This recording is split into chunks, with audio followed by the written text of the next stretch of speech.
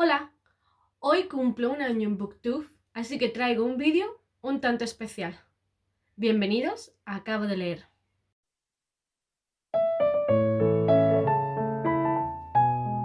Bueno, hoy estamos de cumpleaños, hoy cumplo un año en Booktube porque hoy, 10 de noviembre, publiqué el primer vídeo, el vídeo presentación del canal, y la verdad que me sorprende a mí misma porque he de admitir que cuando empecé creí que no iba a durar mucho porque, bueno, pues editar, publicar y demás, la verdad, lleva un trabajo enorme, y combinar esta afición con las tareas de todos los días, el trabajo y demás, la verdad que es, no sé si un reto, pero sí que es verdad que hay que sacar tiempo, ¿no? Para esta afición, esta hobby de ser booktube, porque eso es otra, ¿no? Esto es un hobby, no es una obligación, nadie me paga, no gano dinero, ninguna editorial me manda libros, yo lo hago simplemente porque me encanta compartir las lecturas. Antes de tener yo mi canal de Booktube, yo tenía mi blog Blogger, que ya ha desaparecido desafortunadamente.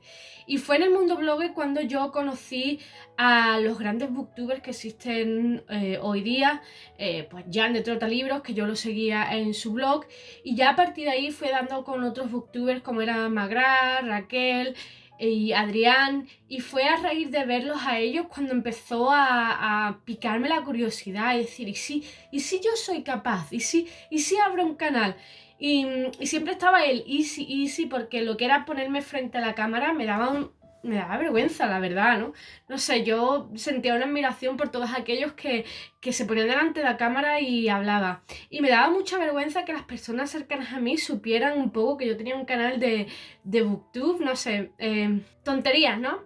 Y ya luego cuando fue mi marido el que me dijo, pues ábrelo, pues hazlo, no sé qué, no sé cuánto. Y ya a partir de ahí contacté a Jan, que eso es otra, ¿no? Yo siempre tenía idealizado a estos booktubers, ¿no? Y mandarles un mensaje como que me daba un poco de palo, pero contacté a Jan y contacté a Adrián y les pregunté por sus experiencias y demás, y fueron los dos súper amables. Y luego también al principio Raquel me apoyó muchísimo compartiendo mis vídeos. Y nada, desde aquí quiero darle a las gracias a los tres, porque yo creo que sin el impulso de ellos, creo que no habría abierto el canal ni mucho menos. Así que Jan, Adrián, Raquel, muchísimas gracias por acompañarme en los primeros pasos, por ser mis padrinos en este mundo de booktuber, y que sin vosotros seguramente no lo habría abierto. Ahora unos meses María de Cumbres Clásica publicó un vídeo en el que sentí muy identificada, que es un vídeo en el que explicaba por qué ella había abierto el canal y por qué todo el mundo debería abrirse un canal de Booktube. Yo lo dejaré por ahí porque yo creo que explica muy bien qué me llevó a empezar este canal. Así que para celebrarlo he decidido crear un book tag original, un book tag que creo que está muy en relación conmigo. Ya lo he dicho mil veces, yo soy historiadora, yo estudié historia, tengo un doctorado en historia y la historia es mi pasión, o sea, me corre por las venas. Y así que he decidido hacer un book tag original de personajes históricos. Así que nada, si te gusta la historia y sientes curiosidad, quédate porque empezamos ya. En el número 1 tenemos a Tutankamón. Tutankamón es faraón de la 18ª dinastía y es, yo creo que el faraón casi más conocido del antiguo Egipto, básicamente por el descubrimiento de su tumba a principios del siglo XX, en 1992, por Howard Carter.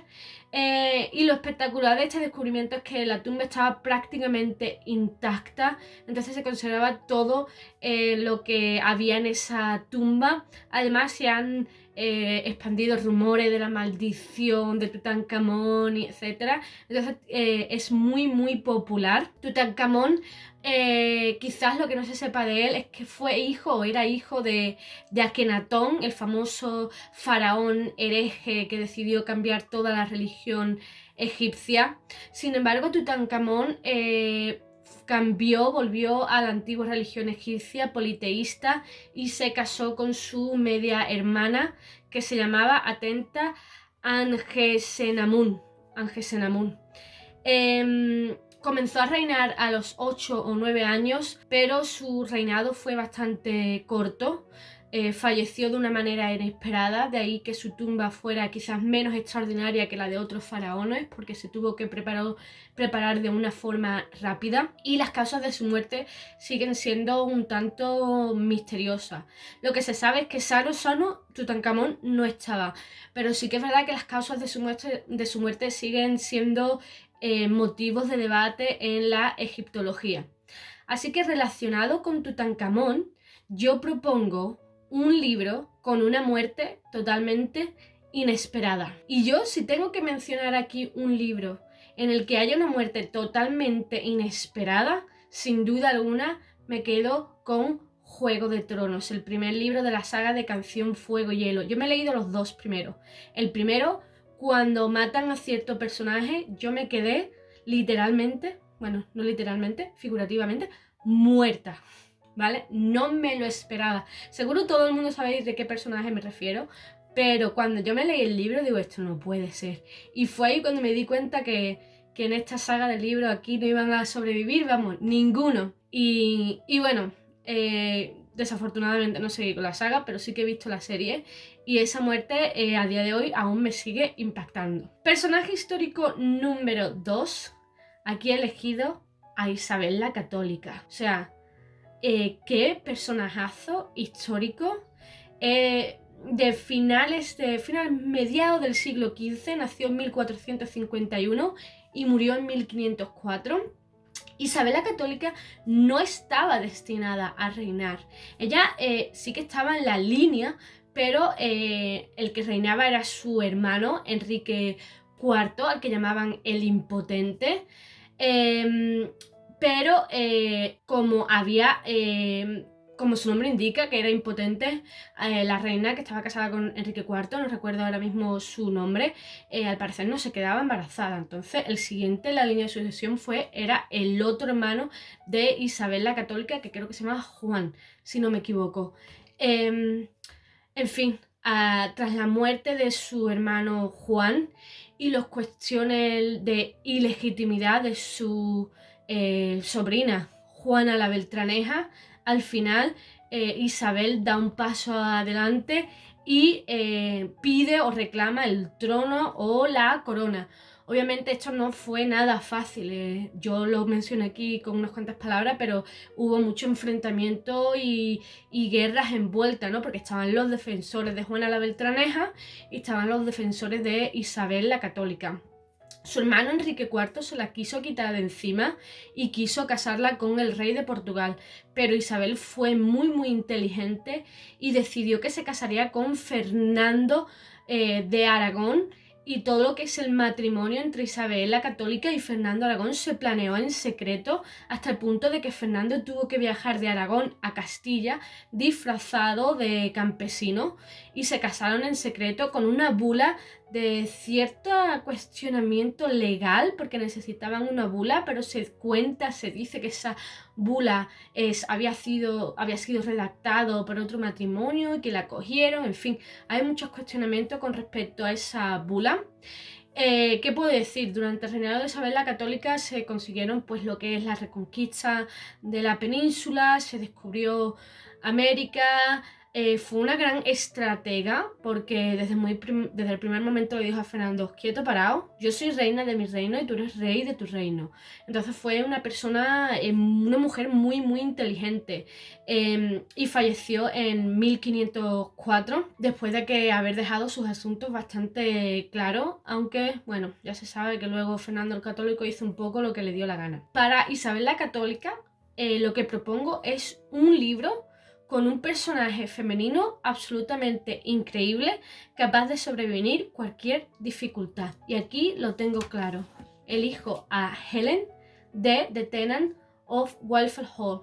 El personaje de Helen me parece un personaje femenino increíblemente fuerte e independiente, con unos principios claros, que esos principios le lleva a tomar decisiones para su bien y para el de su hijo. Y me parece un personaje femenino absolutamente increíble. Tiene ciertas semejanzas con Isabel la Católica, porque aunque Helen comete un error muy grande, después es capaz de tomar sus propias decisiones, ser independiente, ser valiente, seguir sus principios y labrarse su propio futuro, con lo cual me parece un personaje muy a colación con Isabel la Católica. Personaje histórico número 3 es Juana I de Castilla, también conocida como Juana la Loca. Es la hija de los Reyes Católicos, la famosa hija de los Reyes Católicos, y en teoría fue reina de Castilla hasta que falleció. Lo que pasa que es que tanto su marido como después su padre y después su hijo achacaron o dijeron que tenía una supuesta enfermedad mental para dejarla encerrada en Tordesillas y ellos ejercieran el poder. Los motivos por los que se dice que Juana estaba loca es porque tenía unos ataques de celos impresionantes con respecto a su marido Felipe el Hermoso. Una vez que Felipe el Hermoso pues falleció, Juana se negó a que lo enterraran y digamos que el cadáver de Fernando la siguió por cada parte de Castilla que ella viajó, y obviamente eso le valió a su padre para, digamos, arrebatarle el trono y encerrarla en Tordesillas. Cuando Carlos V viene a España, una vez que Fernando muere, él visita a su madre y en teoría son los dos los que están gobernando Castilla. Pero como ya os digo, ella estaba encerrada en Tordesillas. Y aquí yo propongo un libro con un personaje que sufra alguna enfermedad mental. Y lo tengo claro, aquí recomiendo Elizabeth ha desaparecido. Y os recomiendo este libro porque la protagonista es una mujer mayor con Alzheimer que se obsesiona con que su amiga Elizabeth ha desaparecido. Lo interesante es que esta novela está narrada desde su perspectiva, con lo cual las pérdidas de memoria que tiene nuestra protagonista también lo tenemos nosotros como lector y sus confusiones son las nuestras. Entonces es una novela muy interesante y realmente adictiva que recomiendo. Personaje número 4, Carlos V. Carlos V para mí es el gran rey humanista de la Edad Moderna, ¿no? Ejemplifica ese, junto con Fernando el Católico, ¿no? Pero para mí Carlos V es mejor que Fernando el Católico. Es hijo de los Reyes Católicos, recibe una gran herencia territorial porque por parte materna recibe pues todo lo que es Castilla, Aragón, Andalucía, todo lo que es la península ibérica, excepto Portugal, y todos los territorios americanos, pero es que por parte paterna recibe casi todos los territorios europeos y forma lo que es el Sacro Imperio Romano Germano. O sea, Carlos V era el hombre más poderoso de la época. En España no fue muy bien recibido, he de decir, porque cuando llegó no tenía ni puñetera idea de español. Puso a todos sus aliados extranjeros en los altos cargos y claro, esto hizo que mucha gente se mosqueara y se formara la de Dios con las comunidades de Castilla y demás. Pero bueno, logró sobrevenir a todo eso y se convirtió, digamos, en un gran rey, un hombre que viajaba muchísimo y también un hombre muy guerrero, muy bélico, ¿no? Tuvo las guerras contra los turcos y sobre todo las guerras contra Francia, porque el rey francés, Francisco, también quería el título de emperador que al final consiguió Carlos V. Así que teniendo en cuenta este aspecto bélico, aquí yo propongo libro bélico o libro que se desarrolla en un contexto bélico. Y aquí tengo yo dos propuestas. Por un lado tengo Soldados de Salamina de Javier Cercas, que cuando lo leí por primera vez me impactó muchísimo y que va sobre un periodista que investiga la muerte, investiga el personaje de Rafael Sánchez Mazas, que fue perdonado por parte de un republicano, y este periodista se obsesiona con saber quién fue ese republicano que perdonó la vida a Rafael Sánchez Mazas. Una novela muy interesante que a mí me gustó mucho y que quiero releer.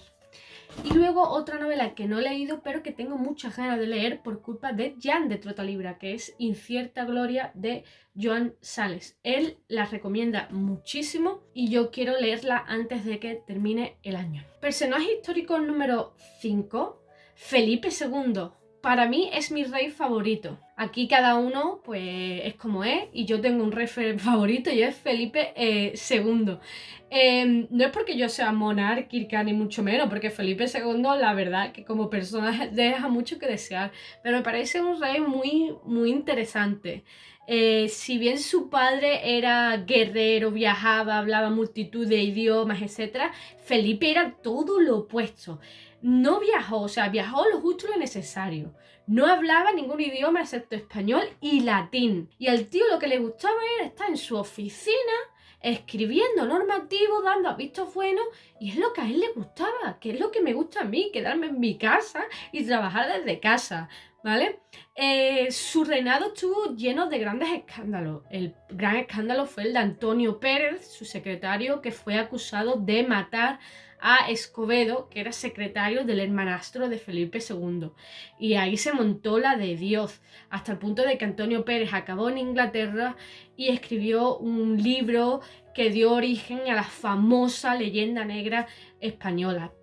Otro gran escándalo es el de su hijo, que por lo visto se suicidó, pero que bueno, Felipe II también tuvo mucha culpa porque se lió con la que iba a ser su mujer. En fin, otro gran escándalo sin duda alguna fue el de la Armada Invencible, que de Invencible solo tenía el nombre. Fue un tío muy obsesionado con la religión, o sea, el catolicismo a muerte, y claro, todo lo hacía desde su despacho. Y teniendo en cuenta que él lo hacía todo desde su despacho, yo aquí propongo un libro sobre libros. Traigo un libro que es muy a colación con Felipe II, que es Escribir y prohibir, Inquisición y censura en los siglos de oro.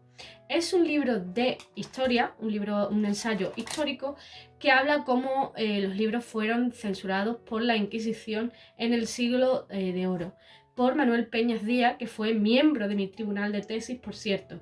Lo recomiendo.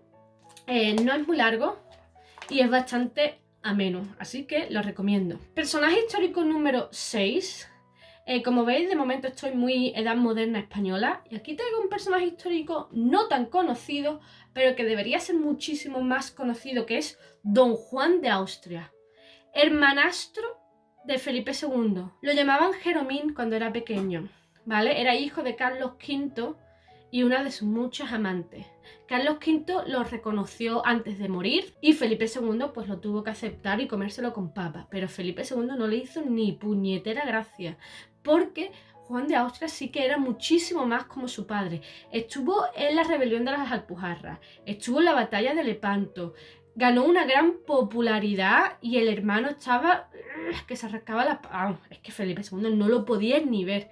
Y como Felipe II sospechaba que estaba ya demasiado popular, hizo así y dijo: Don Juan, a los Países Bajos.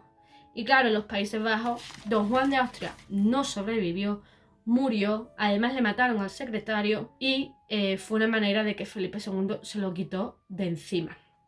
Y aquí yo propongo libro en el que los personajes secundarios llegan a ser mejores que el protagonista. Aquí yo pongo toda la saga de Harry Potter, porque bueno, se puede decir que el protagonista es Harry Potter, pero muchos de los secundarios se lo comen. Por ejemplo, Ron Weasley, si lo podemos considerar secundario, los hermanos Weasley, Luna, o sea, Harry Potter se caracteriza sin duda alguna porque tiene secundarios buenísimos. Dobby, yo creo que hay poca gente que sienta verdadera admiración por Harry Potter en sí como protagonista. O sea, como protagonista deja mucho que desear. Mientras que tenemos Dobby, incluso Draco Malfoy, me parece un personaje bastante complejo, o Snape. Personaje histórico número 7, los georgianos. Aquí, los georgianos en general. Los georgianos me refiero a Jorge I, II y III de Inglaterra, los tres reyes. Aquí hablamos de tres reyes que tenían algo en común. Y es que odiaban a su primogénito. O sea, los tres se llevaban fatal con su primogénito. George I, para empezar, encerró a su primera mujer porque ella tuvo un amante. Y claro, su primogénito nunca se lo perdonó. Y se llevaban fatal. Pero mal, era un escándalo en la corte. Luego, George II odiaba a su primogénito, que era Frederick. También la culpa la tenía el padre, porque él se fue a Inglaterra y dejó a Frederick en Alemania. Y claro, cuando Frederick fue a Inglaterra, porque era tiempo de que empezara a aprender los labores de la monarquía, ya Frederick no tenía ningún amor paternal.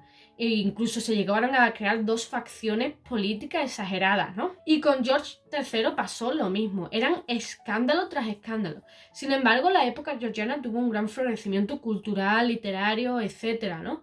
Así que bueno, hay un equilibrio, por así decirlo, pero los georgianos, o sea, leer sobre los georgianos como leer Sálvame, ¿no? En la época del siglo XVII, porque se llevaban fatal y había grandes escándalos en la corte. Y claro, si tú eras cortesano tenías que elegir un lado u otro. Si te ponías con el padre, claro, era el rey actual.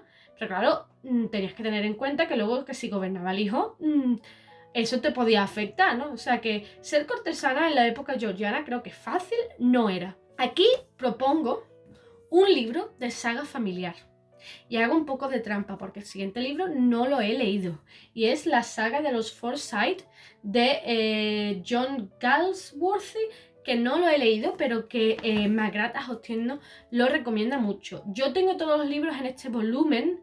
La edición Wordsworth es una edición muy barata, pero porque los libros tampoco son de muy buena calidad. Pero bueno, aquí tengo, son 3 libros, los tengo los 3 aquí y quiero leerlos. ¿Cuándo? Pues esa es la gran pregunta. Personaje número 8, tenemos a Luis XIV. O sea, Luis XIV es el gran rey de la época, ¿no? También conocido como Rey Sol, que yo creo que se puso el seudónimo, el nickname o lo que sea, el mismo, porque Luis XIV se llamaba él y después él, y también después él. Y ya luego sí eso el resto, ¿no? Estamos hablando del final del siglo XVII. Francia es el monarca absolutista por excelencia, ¿no? Eso del Estado soy yo, hago lo que me sale de mis santos. Su reinado, que es de 72 años, es el más largo de la historia europea, superando a la actual reina de Inglaterra, 72 años. O sea que gobernó bastante. Y en su reinado se construyó el famoso Palacio de Versalles, ¿no? Que es donde trasladó la corte y es donde había un teatro y demás, ¿no? Hay una película muy interesante que se llama El Rey Baila, Le Roi Danse, que explica cómo Luis XIV estaba obsesionado con eso del baile, los tacones y demás, que yo las recomiendo. Y aquí propongo libro favorito de todos los tiempos, o sea, tu libro top favorito. Y yo aquí lo tengo claro, Orgullo y Prejuicio de Jane Austen. O sea, este es mi libro favorito, o sea, por eso no lo incluí en mi batalla favorito, porque es que los ganaba todos. Orgullo y Prejuicio de Jane Austen. Personaje histórico número 9, aquí tenemos a un grande, aunque no de tamaño, que es Napoleón. Napoleón, casualmente, era una persona de una nobleza baja, o sea, su familia no es que fuera de gran reputación y demás, así que lo que Napoleón consiguió, lo consiguió por méritos propios. Participó en numerosas batallas de la Revolución Francesa y fue él mismo el que se nombró emperador de Francia, fue él mismo el que se puso la corona. Entonces todo lo que consiguió, digamos, lo consiguió por mérito propio. Por supuesto dio mucho por culo en Europa, no os voy a mentir, ¿no? O sea, él tenía grandes ambiciones de conquistar casi toda la Europa y casi lo consigue hasta que fue derrotado en Waterloo en 1815 y luego fue exiliado en Santa Elena, donde falleció. Lord Byron lo consideraba el epítome de héroe romántico. Es muy interesante porque cuando yo leí el libro de Napoleón Egipto, se ve que Napoleón estaba realmente enamorado de su esposa Josephine, pero es que su esposa le ponía los cuernos cada 2x3, pobrecito Napoleón, ¿no? En fin, y aquí yo propongo un libro que no tenía muchas expectativas, como Napoleón, que venía de clase baja, pero que al final te acabó gustando muchísimo. Y aquí tengo 2. La decisión de Sophie, de William Styron, que lo dejaré por aquí, que es un libro que yo empecé así sin muchas expectativas y que me encantó. Y luego las 3 bodas de Manolitas de Almudena Grandes, que de nuevo las expectativas eran bastante bajas y luego me gustó muchísimo. 10º personaje y último personaje histórico, pero no por ello menos importante, es Sisi, o Elizabeth, emperatriz de Austria-Hungría. Nos situamos ya en el siglo XIX. Y aquí tenemos una emperatriz que fue emperatriz porque Francisco José se enamoró de ella a primera vista. O sea, fuera un enchochamiento, ¿no? Como se dice, del emperador. Ella era muy jovencita, tenía 15 años. La que supuestamente iba a ser emperatriz era su hermana Elena, pero es que Francisco José vio a Sisi y dijo, esta es para mí. Y se casó con ella. Fue muy infeliz durante toda su vida, básicamente, porque estaba en una corte que la oprimía, la suegra la odiaba, le quitaban los hijos, o sea, fue tremendamente infeliz, tenía una gran obsesión por su apariencia y murió a los 60 años de forma trágica porque un anarquista italiano, mientras ella estaba andando por la calle, le apuñaló. Sin embargo, ella no notó que la apuñalaban, ella siguió andando, iba a coger un barco y ya en el barco empezó a quedarse sin oxígeno y una vez que le quitaron el corsé se dieron cuenta que la habían apuñalado y falleció. Lo más triste de todo es que este anarquista italiano no tenía intención de matar a la emperatriz, de hecho él no sabía que ella era la emperatriz de Austria-Hungría, su intención era matar a un duque, pero como sus planes habían fallado y había visto a la emperatriz y había visto que era una persona de clase alta, pues decidió matarla a ella. Y tuvo un final pues bastante trágico. Se dice que Francisco José nunca se recuperó del fallecimiento de su esposa. Y aquí yo propongo un libro con un final trágico. Y aquí siento hacer spoiler. Si no quieres el spoiler, pasa unos cuantos minutos y propongo La Dama de las Camelias de Alejandro Hijo Dumas, que trata de un caballero, de un hombre que se enamora de una cortesana o de una prostituta de clase alta. Y tiene un final un tanto trágico. Pero bueno, lo recomiendo porque es un libro muy bonito. Yo lo leí hace tiempo y quiero volver a leer. Así que nada, este es el book tag especial de los personajes históricos. Nomino a todo booktube que lo haga si os apetece hacerlo. Si os ha gustado el vídeo, dadle al like, dejadme en la cajita de comentarios qué os ha parecido el book tag y vuestras respuestas si queréis, si no tenéis canal de booktube o no se os apetece hacer el vídeo. Si os ha gustado lo que veis, os animo a que veáis mis otros vídeos y que si os gusta os suscribáis, que estoy deseando llegar a los 2000 suscriptores. Muchas gracias a los que veis mis vídeos cada semana, muchas gracias a todos los suscriptores y espero cumplir otro año más el año que viene. Nos vemos pronto, adiós.